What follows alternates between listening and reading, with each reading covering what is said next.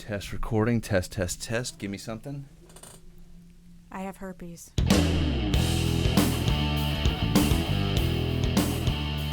Stephanie, welcome to the Smoke Pit. Thank you so much for having me. Yeah. Appreciate you making the schlep.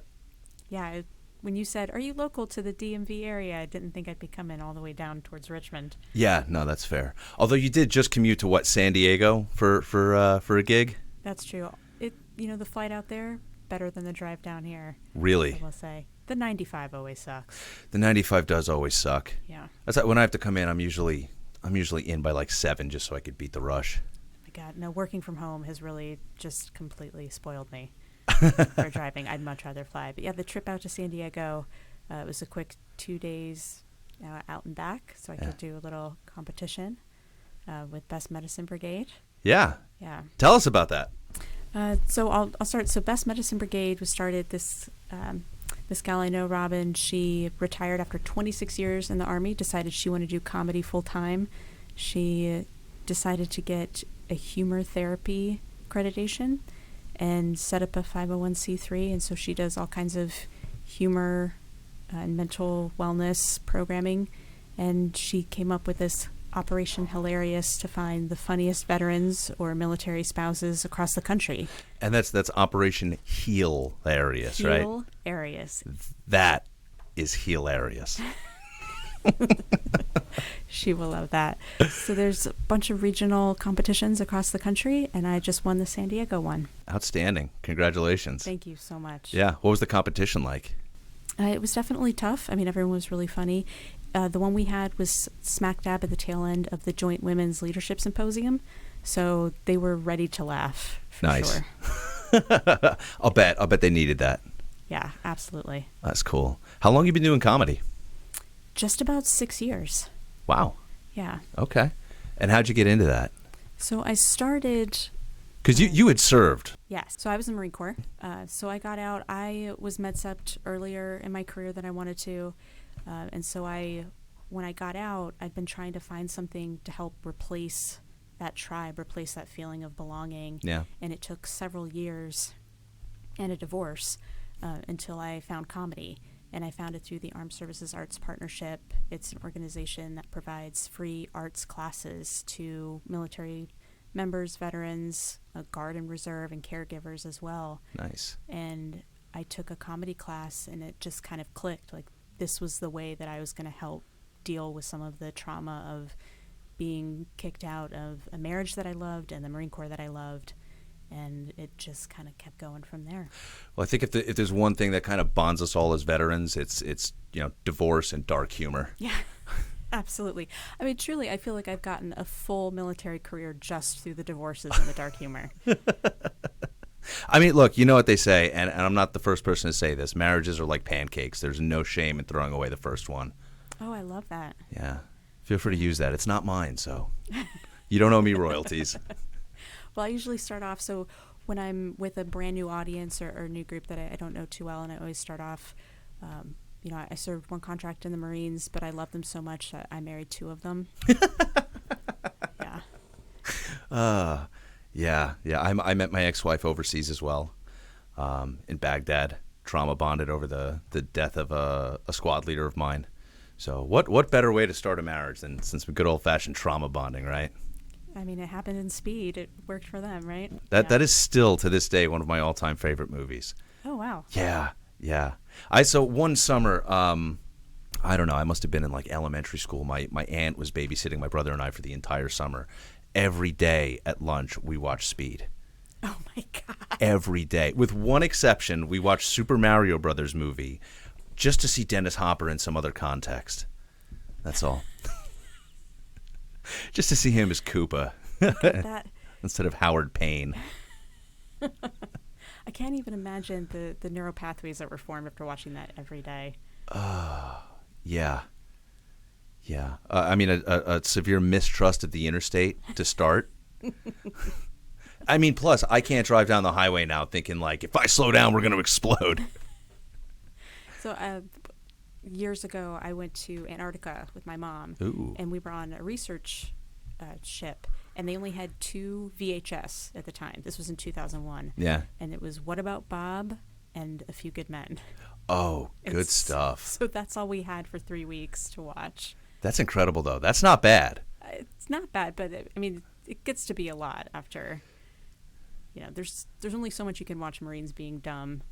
Uh, you know, but What About Bob? Just to this day I can't watch it because Really? it was almost every day. Okay.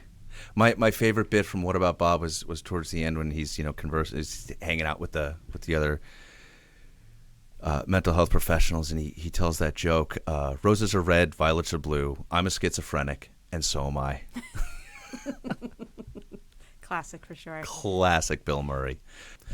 So, in addition to having a crippling fear of blowing up on the highway, this one time, I can't remember if it was my first or second tour in Iraq. I think it must have been the second one, because at that point we were kind of working with the mob over there, and we were working with this one dude named Colonel Fodl, who I think he was a Republican Guard colonel, slash defector, who whatever. But at some point we stopped giving him everything that he wanted, and he tries to win us back by proving, look, I'm in danger. I need you guys. You guys have to protect me. He calls us out to his house one time, and it turned out, someone rigged his bongo truck to explode. So EOD comes out. The engineers get underneath and took a look at it.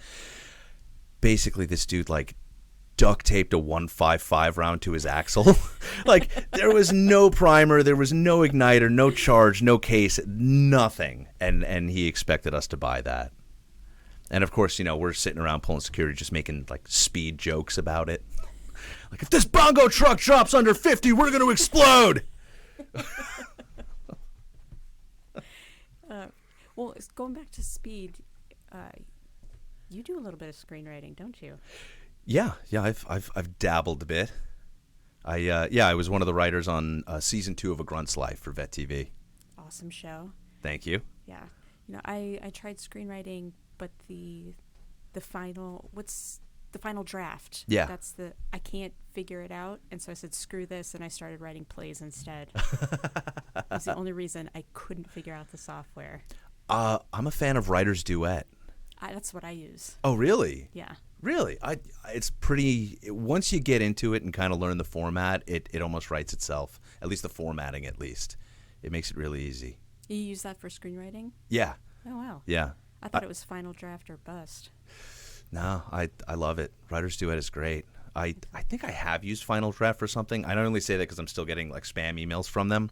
Or maybe they just figure out I was using Writer's Duet and tried to pull me away. But Man, this whole time I've been writing plays, I could have written a movie by now. right? Yeah. Could have written a few, man. So what else are you writing? So currently, we've actually got a pilot episode for a reality competition series that we're going to be filming next week in Staten Island. No shit. That we're really excited about. Yeah. I've never heard anyone be excited about anything related to Staten Island before. Yeah, that's fair. That's fair. It's not an exciting place. Can you give a little teaser about what the show concept? Sure. Everyday citizens are put up against one another in simulated life or death circumstances that could kind of pop up anywhere at any time and affect anyone. And these people have to use violence of action, critical thinking, and decision making to survive or not. Fun thing is, myself, my colleague, founder of Pop Smoke Media, Dan Sharp, and our friend AJ are playing the Op 4, if you will, the bad guys in this scenario, as well as the judges. Oh, wow. And we got Angry Cop to host. Fantastic. Yeah. And so do the people on the reality show, they know they're part of it? You're not just going and attacking Oh, they'll people. find out. Fantastic. They'll find out at some point. No, they are. They're conscripted, if you will. Yeah. When does that take place? We're going into filming Monday and Tuesday of next week. Awesome. Yeah, we're excited. I've always wondered what it would be like to do more of the film and screenwriting. As I said, I do playwriting instead. I Yeah. love the stage. But I'm always curious about how it would be to have a life with actual filming and doing movie scripts. Write a screenplay. Figure out the story you want to tell and put it to paper.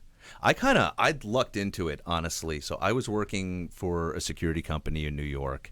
And we ended up getting this new corporate level director. He's making his rounds through all the regions, coming around to introduce himself, and he stops by the New York region, holds a meeting, and he's doing his spiel. Hey, I'm so and so. I work for this company. I work for that company. Started my own thing, sold it. Worked for this other place. Quit. Had a 2-year non-compete. So I couldn't work for a couple of years. I got bored. I wrote a screenplay for a movie. Maybe you've seen it. It was called Pride and Glory with Ed Norton and John Voight, whatever. But then after that, blah, blah, and this dude just yada yadas over the fact that he wrote like my favorite modern cop film, and it wasn't until I don't know about a year later that I was brought up to another position, and I was over at corporate. I caught him in the break room and finally got to like fangirl out a little bit and express my admiration for his work, and we bullshit about that for a little while. And then I ended up reaching out to him a couple years later when I was getting ready to go to Afghanistan. 'Cause, I knew I'd have some downtime over there and wanted to write as much as I could. And this guy spent like 3 hours on the phone with me, kind of talking me through his process and what he did to kind of teach himself how to screenwrite and what to expect when pitching and everything. And on top of that, one of the things I did, I downloaded the screenplays to a number of my favorite movies and watched the film while reading along with the screenplay to get a sense of, how do I communicate that on paper? Because it's not intuitive. The transitions, voiceovers, people talking off screen, all that shit. There's a way to do it, and if you don't know what that is, you just don't, But that process was kind of invaluable for that. Sounds like a lot of fucking work. It was. It was, but it was well worth it. Yeah. Playwriting is a lot more straightforward, and I actually think comedy and playwriting for me go so well together. So I love doing comedy because makes me a better writer, and I also get a better sense of timing. So on stage when I'm doing dialogue, not that I'm acting, but for my dialogue, it just comes out so much better because of the comedy background. Okay. Even though I do a lot of dark or sometimes black comedy plays, I just think the dialogue comes out so much better because I do so much time at stand-up. Interesting. Yeah, and you get that immediate feedback for stand-up and for the stage. Okay. No, that makes sense. I mean, such a huge part of comedy is timing, after all. Or such a huge part of dialogue in any picture is timing, and you're not going to find a world where timing is more important than comedy. Amen. In fact, I'll give you a perfect. Ask me why I'm such a great comedian. Why are you timing? Sorry. No, had to be done. I did. Kind of had to do that to you. So you were out there in San Diego. You were comedianing under a little bit of duress, huh? Yes, I was. I was going through radiation treatment, my 3rd round. I've been battling cancer for about a year. Don't worry, I'm going to be fine. I haven't been going to the VA. So you got that going for you at least. Yes, yeah. Which is nice. But I've done a lot of comedy as I've been going through cancer, and I found, just like when I found comedy when I was lost before, clinging to comedy really helped during this last year with cancer. It gave me something to look forward to, and it gave me a way to process some of the really dark, horrific shit going on with my body and just my mind too. So last year during chemo, I took a 2-day break and went out to Vegas to perform with the GIs of Comedy and Rob Riggle. Oh, that's amazing. Yeah, it was awesome. It was a fight with some of my doctors. Finally, I found one doctor who was a fan of Rob Riggle. Of course. So he's like, as long as you get a picture, I'll be fine. But the big thing was, what's the point in keeping me alive if I'm not going to be able to do the things I live for?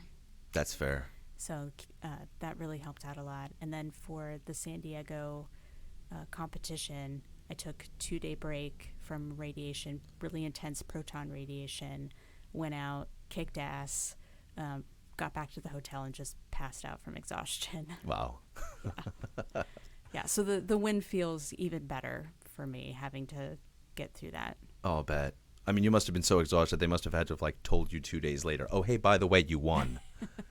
Well, one of the great things about the competition is that I won this amazing bottle of Jack Daniels. Ooh. Yeah, like a specialty bottle that I can't drink for a while. So the moment that I'm able to finally drink alcohol again, I'm going to be able to enjoy that win. There you go. Yeah. Yeah. Bring the bottle on the podcast. We'll crack it here. So what makes a bottle of Jack Daniels so nice? That it was free. Okay. Yeah, well, one of the bottles, our names were etched on them. So it was Ooh. Operation Hilarious, and then our names were actually on them. So that's going to be fantastic. You can't eBay those. No. But the Nor one would you want to. True. The one I won in San Diego, that one you could put on eBay. My name's not on it, but it's absolutely beautiful. It's got dog tags on it. It's a specialty memorial bottle. And again, I haven't had a chance to taste it, but it looks delicious. I'm sure. Yeah. I'm sure. And the sentiment, I'm sure, is just going to drive the taste right up. Oh, absolutely. Yeah. Victory always tastes amazing. Yeah. So you're a whiskey gal? Every once in a while, but now that I have these two amazing bottles, I absolutely am. Yeah. Like I am now. Yeah. Usually it's a dry martini, but they weren't handing those out, so. Stands to reason. Yeah. Yeah. I'm sure the average crowd, audience member, participant at those kind of events aren't drinking dry martinis for the most part. Very true. Yeah. Yeah. They're drinking grog out of a canteen cup. Yeah, I'm surprised she didn't just get like Budweiser as a sponsor, but Jack Daniels has been a great sponsor for Operation Hilarious the whole time, and so they provided really great swag. Got a cooler. I got like all different kinds of bottles and cups for mules and bottle openers. So I've got enough Jack Daniels swag to last for a lifetime. Yeah, Depending on how fast you burn through it. that's true. The Yeah. whiskey will last a lot longer than the cooler bag, I'm sure. I'm sure. So what else have you been into? So comedy really launched like a whole life of art for me, and it really changed how I define success in my life. So I was huge on throwing myself into work and trying to be the best at work and go through the ranks. I'm a civilian, a government civilian, and I always wanted to just be an SCS, be at the top. And comedy really changed that perspective and said there are other things that are going to bring you success and happiness. And so now I just kind of work to fund my playwriting and my comedy life, which is pretty great. Last year, I was appointed as an Arlington County Board Arts Commissioner. Oh, cool. Yeah, I'm their first stand-up comic on the board. And so I work to try to represent veterans and bring more veteran awareness to the arts resources we have in the county, as well as also make the board more aware of veteran artists' needs. But the biggest thing I've been into, I love playwriting. It's been a great way for me to work out some of my demons as a spouse, as a former Marine spouse, Right. and really take it out on my ex-husband on the stage. So that's been pretty fantastic. Is there anything you're working on currently that you feel passionate about? Yeah, I'm working on my first full-length play. So I've done 10-minute plays and short plays and had some productions there, but I'm working on my first full-length one. And it's about a Marine. So it's going to take place about 2015. A Marine suffering from PTSD who is too afraid to actually go through to get help, and he finds a way to maybe microdose, really before it becomes a thing, before it's more accepted, and he finds this like old Jewish war widow from the Korean War that he's going to try to convince her to go through this microdosing journey with him. Okay. And so it's the story of the two of them linking together and trying to find their way through PTSD, her trying to find her way through all of the guilt from being a war widow and not helping her husband. And so that's what I'm working on now. It's a light comedy. Yeah, it seems pretty light, sure. Yeah, that's an easy matinee to sit through. Yeah. So, and how about you outside of the reality show? What else are you writing? Oh man, that's been taking up most of my time, honestly. It's been such a production, trying to get the treatment right, and getting in front of the right people who can give constructive criticism and positive feedback or negative feedback when necessary. That's really been eating up most of my time, like an overwhelming amount of my time. And that's kind of good, though, that you can be so involved with it. I mean, I love the production of stage plays. So I got a run off-Broadway 2 years ago for one of my plays, and I had to do the directing, the casting, and all the production. Oh, wow. It was a lot. I don't ever want to do again, but I learned so much. One of the great things I learned, so I know in movies when you have combat and hand-to-hand that it's fake. Sure. The way it's set up. I legitimately thought that for the stage, if you get punched or slapped, it's real. And so I'm going through with my actors, and we have 4 nights of the show, and there's a scene where one actor has to slap the crap out of the other one. And so he asks, from what side do you want to set up this slap? Right. And so he's trying to work through the stage combat, and I'm like, just slap him. Isn't this is what happens? And he just stopped, and he said, okay, that's not at all how that happens. He said we don't slap the crap out of each other. So he taught me about stage combat, and I gave him a huge bonus for that at the end of the week. Outstanding. But it was one of those fun things to learn that, like, no, on stage you don't actually hit each other. Yeah. No, I mean, coming from the Marine Corps, I mean, you guys probably beat the shit out of each other recreationally. So you think, why not? It translates well to the stage, right? Absolutely. What's a slap between friends? What's a slap between friends? It's a little bit more than a slap. So there was this one scene in A Grunt's Life season 2 where me and I played a caricaturized version of myself, Corporal Goldstein. And Corporal Goldstein and the Afghan National Police squad leader were kind of, standing off, getting ready to fight. And I slap a cup of chai out of his hand, and he pushes me, and I rock him in the face. And after a few takes of this, I don't know if complacency set in or if he just got too comfortable, but, I got to throw this punch, and he kind of leaned into it, and I ended up cracking him right in the nose.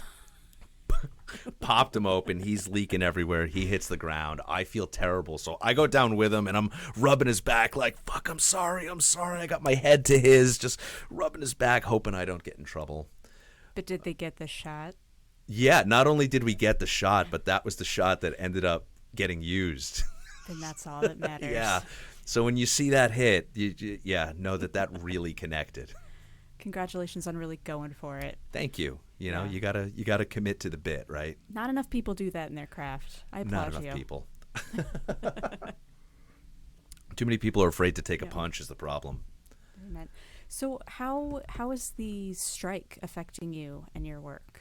It is not, because I am not a gilded writer. Okay. I'm not a union guy. I don't have that kind of experience under my belt. So it's not really affecting me or my work at all. Well, that's good. Yeah, it's not the worst thing in the world. I see what they're doing. I mean, as someone who writes, you understand what a challenge it is and how involved it is. And it's easy to see how these people might feel a little underappreciated. Absolutely. And I fully support what it is that they're doing, and the whole concept of AI and the ability of that to just drastically change how we create and view art. I'm happy that SAG and the WGA are standing up for that and looking at how they can best usher in art and AI and ChatGPT, knowing that these technological tools are out there without just getting stepped on. Yeah. Just because there's a new format available, just because there's a new tool available to the industry, it doesn't mean that the people that have been doing this for forever are any less valuable. Yeah, absolutely. So I saw that one of the things that the studios wants is to be able to scan an actor after one day of work and then to use them in perpetuity. And I'm thinking, like, why hasn't the military done that for years? I mean, they own us. Just scan photos of us and just have us, they can start doing those military style parade photos like they do in China, where they're just like billions of people and just show our, force projection strength. Yeah. Just the same photos over and again, like Corporal Goldstein in like 50 different spots, to show millions and millions of people in the military. Right. That would solve a recruiting crisis in a heartbeat, right? Missed opportunity. Missed opportunity. Yeah. There was. Did you watch BoJack Horseman? Yes. Okay, so you remember when he disappeared to the Southwest, and and he comes back. They filmed the movie without him for all intents and purposes. Same concept there. They scanned his face. They don't need him anymore. Exactly. Actors are obsolete. My favorite episode of BoJack, of course, being a veteran. As a veteran, my favorite episode of BoJack was BoJack Hates the Troops. Do you remember that one? I haven't seen that one. Oh my God! I think it was in the first season. It was with, Patton Oswalt voices Neil McBeal, the Navy SEAL, and they get into this huge altercation about a box of muffins in the produce section or something. It's absolutely ridiculous. All right, I'm writing it down. That's the one I'm going to see. I'm not sure how I missed that. I'm not going to ruin it for you, but yeah, just go watch it. It's spectacular. So, fun story about the produce section. One of the cool jobs I had in the Marine Corps. When a woman says to you, fun story about the produce section, this is going to be good. This is a great lieutenant story. So, one of my masters is in military range sustainment. And so I looked at how environmental factors could hinder range sustainment and what the Marine Corps and the Army could do to bolster their training ranges. Okay. So in the Marine Corps, one of the jobs I had down at Marine Corps Installations East was to look at how we could bolster our training lands and stop encroachment, like buildings coming and keep farmland in farms.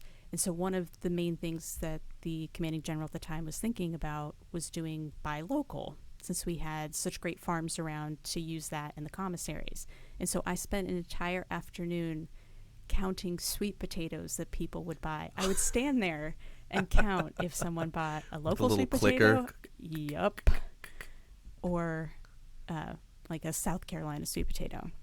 So I did it in the commissary in Camp Lejeune for 7 hours. Wow. Yes. Wow. Tax dollars at work. I'm sure. Now, I have literally seen people get arrested in, on the LARR or on the subway, like, counting people in a hub like that. Did anyone look at you fun? Did they know what you were doing, or did they just think some rando was just counting people in the commissary? I think they saw my look of dismay, and then they saw, my first lieutenant bars and realized, oh yeah, this was not of her choice. They're like, no, this LT probably thinks she's still on the land nav course. She probably thinks that's a protractor in her hand. She's trying to find due north. Yeah, no one said a word to me, but I think they all just felt sympathy. Pure sympathy. Well, it's not the most interesting produce story I've ever heard, but it's definitely the funniest. Yeah, it was the worst produce day for me. To this day, I can't eat sweet potatoes. Wow. That's rough. Thanksgiving must suck for you. It definitely does. So how long were you in for? So I served the one contract, so during the surge, so 3 years. Okay. Yeah. So Med Board asked me not to come back. Yeah. Which politely is asked not to return. Yeah. Yeah. Which is always tough, and especially going in during war when all you want to do is deploy and you don't get that combat deployment. Yeah. The failure that I've carried with me for so long, been mitigated by my ability to do comedy and be able to write that out and through characters in my plays, be able to process some of that.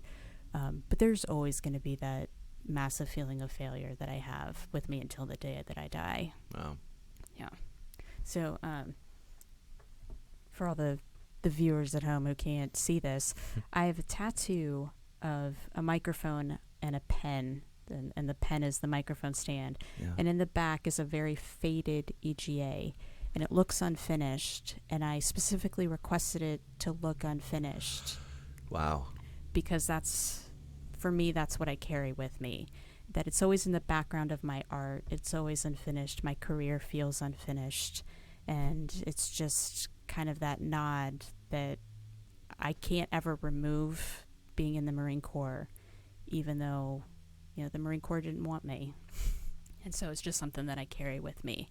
Wow. But, it's the feelings we all get tied in where we hate the military. We love the military. We miss it every second that we're out, but we'd never want to do it again. And, you know, I carry that through my art, where I'm the biggest advocate, but the first to point out anything that can be improved, particularly for the lives of female Marines, female military service members. But I just try to process my feelings of inadequacy through my art at all times, and even my comedy. Oh. I mean, there's a lot of people that with whom that resonates, I'm sure. And it seems like a uniquely Marine problem. Like, the Army's got its brigade combat teams, and they're on the deployment cycle. But no, as I see it, the Marine Corps is a little bit different. You're not guaranteed a deployment the way you are in the Army. And I've met a lot of Marines who kind of feel that way, who didn't get that chance to pump out, and feel less than because of it. Yeah, I'll always feel less than. And even then, you know, I got to do some really cool things in the Marine Corps. As a second lieutenant, I had a detail as an aide de camp, which was both awesome and horrific. And then the billet that I had of getting to work on range sustainment and stopping encroachment on our training ranges, it was good work that I did for the Marine Corps. I did good things for the Marine Corps. I will never feel like I did enough, and I will never feel like I was enough. But I will still love the Marine Corps every minute of every day.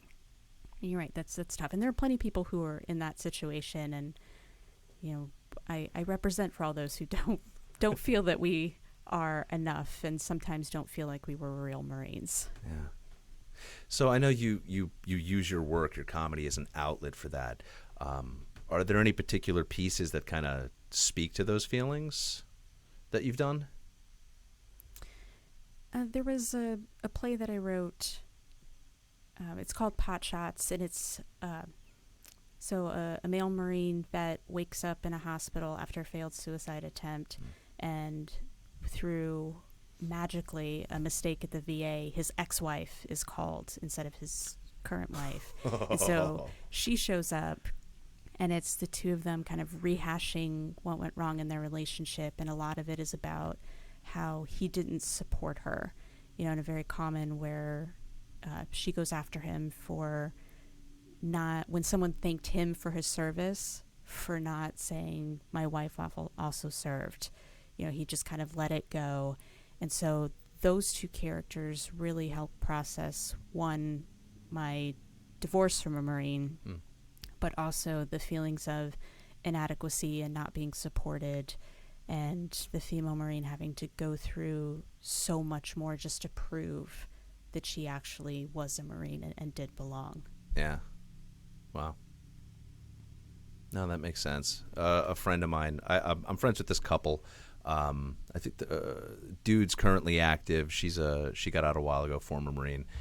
And, you know, she tells me that every time she goes to, like, Harris Teeter or Lowe's and parks in the veteran parking space, some dude inevitably is like, oh, that's for veterans only. That's not for dependents. Like, just assuming that she didn't serve. And I told her the next time that happens, just like, don't even look at the guy. Just march off, sing it from the halls of Montezuma. Yeah, just for that, I tend not to park in the veteran parking just because of the stairs. Also, my great feelings of inadequacy. You didn't earn that parking spot. But I have seen in parking lots, I've seen people go after females that park in those spots. Yeah. It's absolute bullshit. Because especially the people who are yelling at them are, like, super fat, super broken. They definitely did not serve. They're the guys who almost enlisted. Sure. They'd probably punch a drill sergeant in the face, though. So it's probably absolutely better off that they didn't. Absolutely. Yeah. You know, it's always those people. Those are the first ones that are always like, you're not a real veteran. Yeah. I never assume, because you never know. But I will tell you this, when I do go to Harris Teeter and park in the veteran parking space and I see someone getting in or out of a car that's also parked in veteran parking, yeah, you better believe I'm sizing them up. I'm, looking at them like, do you fucking rate that spot? Like, come on, man. Do you rate for that spot, really? I always check, and if they walk without a limp or look like they have all their joint fluid, I'm the first one to be like, you definitely did not earn that spot. I always thought it'd be fun to maybe set up like a thing with try to get some content. People park there, no matter what they look like, run up to them and be like, hey, first and foremost, thank you so much for your service. Just want to talk to you for a bit. What branch did you serve in? And see what they say and see how many of them. Oh no, I didn't actually. Oh, do you know someone who did? Like, are you married to? Is that why you're parked there? What's going on? Just kind of break their balls a little bit.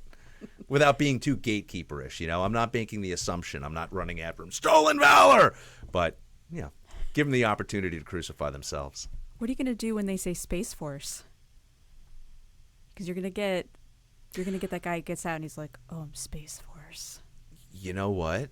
I'd just be happy to finally meet one. I don't buy him a beer, talk to him, figure out, you know, what his life is about. What kind of choices he made to find himself in the Space Force? I've been trying so hard to find jobs as a civilian guardian. So bad. So I've been an Army civilian. I've been an Air Force intern. I've been a defense contractor, active duty Marine. I so desperately want to be a civilian guardian. That would be a blast. It would be a blast. I don't even know what they do. Well, you know, they did kick up, I think last year, the Cislunar Highway Patrol, which, of course, the acronym is CHIPS. Like, that's too perfect. Who knows? Maybe the Cislunar Highway Patrol will need civilian dispatchers. Awesome. I could definitely do that. Right? You got the voice for it. Oh, thank you. Absolutely. You're like dispatching from Mars. What's your emergency? So what else? What other organizations are you playing around with these days? Armed Services Arts Partnership, Best Medicine Brigade. Those are the main ones, and of course the work that I do on the commission board. I've tried to do some other arts, but I kind of suck at other things, which is fine. You know, I enjoy drawing and painting, and I'm terrible at all of those. Yeah. So for the most part, I just stick to the comedy and the playwriting. And the great thing about the Armed Services Arts Partnership is that they have all kinds of classes. So I've taken, last month I did a musical theater workshop with the cast of The Lion King at the Kennedy Center. Oh, cool. It was awesome. They taught us to dance and sing. So you're not going to find that in a lot of other places. Nah. I've taken creative writing through them. I've taken the comedy class. I've taken some improv. Improv I suck at. Really? Yeah, I've always wanted to be better at improv. So the thing about stand-up is that you die by yourself on the stage. You know, you either kill it or be killed. But with improv, you have to rely on other people, and that's terrifying to me. Absolutely terrifying. Because you can be great and just not communicate with another person, and then, you know, you're both slowly dying on stage. Okay. Well, let's just for shits and giggles, let's try a little improv bit. I'm going to think of like two things off the top of my head. Let's go commissary and sweet potatoes. Just right off the top of my head. I'll lead us in. Excuse me, miss. Could you tell me the difference between these sweet potatoes? Well, one's from North Carolina, and one makes me super miserable. The answer I was looking for was yes, and one's from North Carolina. See, I'm terrible at improv. Yeah, I don't know what I'm doing either. Yeah. I've been curious though. My my colleague here at Pop Smoke has done some improv classes and you know takes that up as a hobby. And if he were local, I'd love to come see him. But you know he's out west now. But I don't know. Like I've always been curious about it. Like what would that be like? The classes are always fun. You know Jack Mandeville, right? I know of him. Of him. So he's fantastic at improv. He is the one person that I can do improv with pretty well. So anytime we're in a bar or a setting, he just picks a character and goes with it, and he makes it super easy.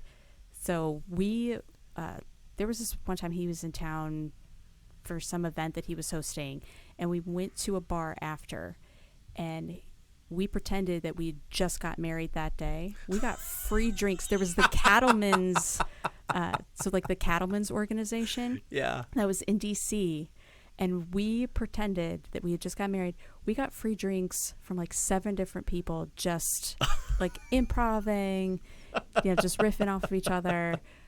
That's the only time that I have successfully done improv. And frankly, for the free drinks, like that's as much as I need. Oh, I'm sure. The more free drinks you got, the better you were at it. Oh, absolutely.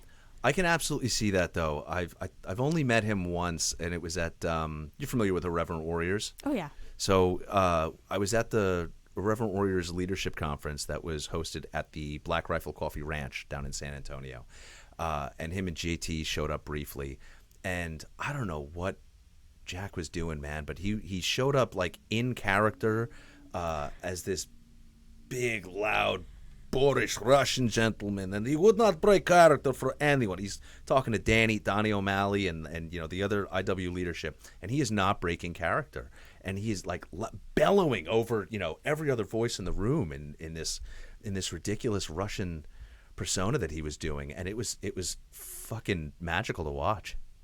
Yeah, he's super impressive. We were a new couple from Oklahoma. That's what we went with for that night. And again, like he just commits and doesn't break character, and that's what I love, and that's what I cannot do. I'm terrible with that with improv. Like the moment that I notice that people aren't really into it, or like I get another idea, I just pop smoke and just cut bait. That's fair. I dig the Pop Smoke reference, though. Thank you for that. Oh, you're welcome. Yeah. So what's on the horizon for you?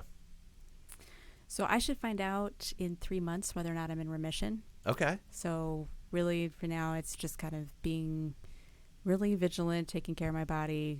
I have so many freaking medical appointments, but I just started back up at work again full time after 10 months off. Nice. Which was nice. That is the beauty of being a Fed, I will say. Plenty of time off. So focusing back on work, I'm a project manager for offshore wind. Okay. For the federal government. So focusing a lot on that. I've got this great show coming up called Sense of Tumor. Yeah. Oh, so I like that. It's a bunch of comics that are either going through cancer treatment or have gone through cancer treatment. That's up in Bethesda. It's an annual show run by Joey Friedman, who's absolutely hilarious. And I was lucky enough to get on the show this year. Wow. What's the date for that? That's September 28th. September 28th. And Yes. Where is it? It's in Bethesda. Do you know the venue? Not off the top of my head. Okay. Yeah, let me know. We'll plug that. Awesome.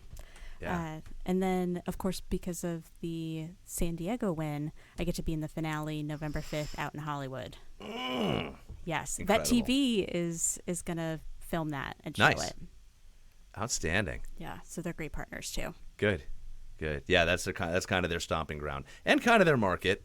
You know, they dabble in the veteran entertainment space a little bit. Just a little bit. Just a little bit. Yeah. It was great that Donnie was out there. He was one of the judges. Oh, nice. For the San Diego show. Yeah. Yeah, his earliest work, the stand up and like the original YouTube skits. Oh my God, that was vintage. That was a special kind of gold. Do you remember his book that he put out?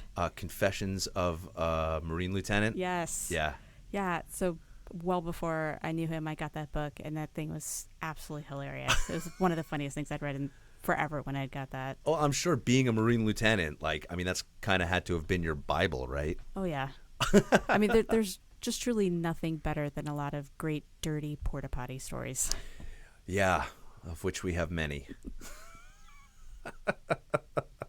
Those are even better than most of the produce stories I've heard. Oh, God, yeah. I will take a nasty porta potty over sweet potatoes any day. At this stage in your life, I don't blame you. Awesome.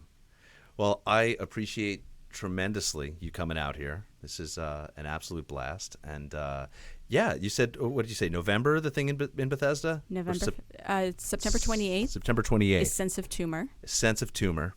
And November 5th is out in Hollywood, the Best Medicine Brigade. Okay, outstanding. I can't promise I'll make it to Hollywood. But okay. If I can get to Bethesda, absolutely. I don't know if you're going to make it from here. That is a schlep and a half. Well, I live 50 minutes north, so not the biggest schlep from there. I do hate going into Maryland, though, but we'll see if I can make it work. I know. It is, for those Virginia people, having to sign on to a Maryland tour, that was kind of rough. I've only done one Maryland show my entire 6 years as a comic, and until the Sense of Tumor, I had flat out refused to go back into Maryland. Wow. Just driving in Maryland is absolutely insane. Yeah. I think the only thing that can get me into Maryland is either if I'm passing through or if there happens to be a concert out there. That's it. Fair. Other than that, I have no business on that side of the river. Amen. Amen. Yeah. Well, all right. Again, much appreciated, and best of luck to you. Thank you so much for having me. This was worth the drive down. That makes me happy. Thank you.